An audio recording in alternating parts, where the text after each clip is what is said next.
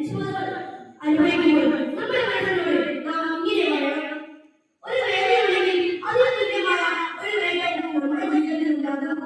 ജീവിതത്തിൽ അഭിമുഖീകരിക്കുന്നത് തുടർച്ചയായ പരാജയങ്ങളാണെങ്കിൽ നിങ്ങൾ വിശ്വസിക്കേണ്ടതില്ല. കാരണം നിങ്ങൾ സഞ്ചരിക്കുന്നത് വിജയത്തിന്റെ പാതയിലൂടെ.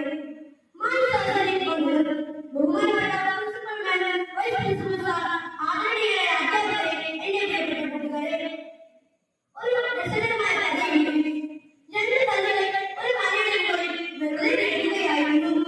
അപ്പോൾ ഒരു കല്ല് മറ്റൊരു കല്ലിനോടായി പറഞ്ഞു, നമ്മൾ എത്ര നാളായി ഈ മലയുടെ മുകളിൽ വെറുതെ കിടക്കുന്നു? ഏതെങ്കിലും മനോഹരമായ സ്ഥലത്ത് കിടന്നാൽ നിരവധി ആൾക്കാർ നമ്മെ ശ്രദ്ധിക്കും. നമ്മൾ ഇങ്ങനെ കിടക്കേണ്ടവരാണോ? ഒന്നാമത്തെ കല്ല് പറയുന്നത് ശരിയാണെന്ന് രണ്ടാമത്തെ കല്ല് സമ്മതിച്ചു. ഇവരുടെ ഈ സംസാരം അതുവഴി പോയ ഒരു ശില്പി കേട്ടു. നിങ്ങളെ ഞാൻ മനോഹരമായ വിഗ്രഹമാക്കി മാറ്റാം എന്ന് അദ്ദേഹം പറഞ്ഞു.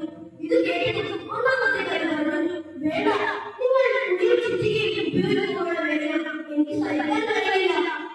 എന്നാൽ വേദന സഹിക്കാൻ തയ്യാറാണെന്നും തന്നെ എങ്ങനെയെങ്കിലും മനോഹരമായ ഒരു ശില്പമാക്കി മാറ്റണമെന്നുമായിരുന്നു രണ്ടാമത്തെ കല്ല് ശില്പിയോട് പറഞ്ഞത്. അങ്ങനെ ശില്പി രണ്ടാമത്തെ കല്ലിൽ പണി തുടങ്ങി.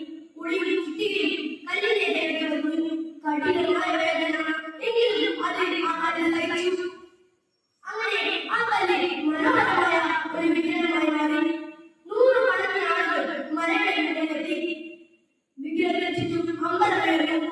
ഭക്തർ പ്രാർത്ഥനയോടെ കൂടി വിഗ്രഹത്തിന് മുന്നിൽ വണങ്ങി നിൽക്കുന്നു. തിരകെഴുന്നേൽക്കാൻ ഭക്തർ കണ്ടെത്തിയത് അന്ന് വെറുതെ കിടന്നിരുന്ന ഒന്നാമത്തെ കല്ലിനെയായിരുന്നു. വേറെ സഹിക്കാൻ തയ്യാറാകാത്ത ആദ്യത്തെ കല്ലിന് ജീവിതകാലം മുഴുവൻ കഠിനമായ വേദന അനുഭവിക്കേണ്ടി